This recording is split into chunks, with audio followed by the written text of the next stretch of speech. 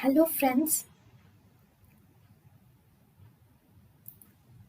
welcome to Creative Medicine.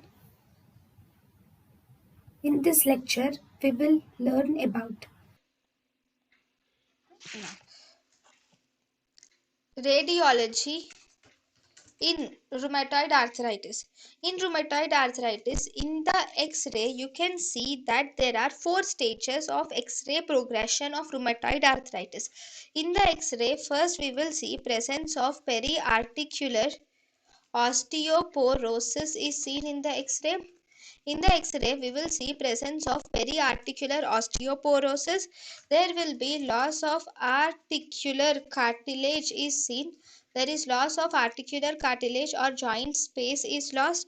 There will be erosions are seen on the X-ray with subluxation and ankylosis. So, in the rheumatoid arthritis, there is periarticular osteoporosis with loss of articular cartilage and joint space with erosions, and subluxation and ankylosis are seen in rheumatoid arthritis.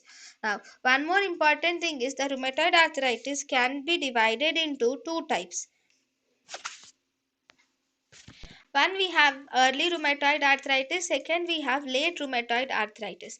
Okay, in early rheumatoid arthritis, okay, we see presence of local osteopenia, loss of joint spaces, and also soft tissue swellings are seen mainly in the early rheumatoid arthritis.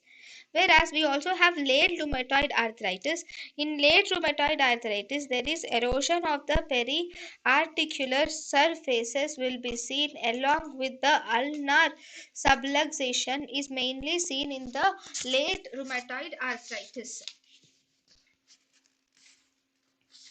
Now, one important thing in rheumatoid arthritis is we have juxta-articular osteopenia. Juxta-articular osteopenia is the osteopenia seen surrounding the joints. It will occur within weeks of onset.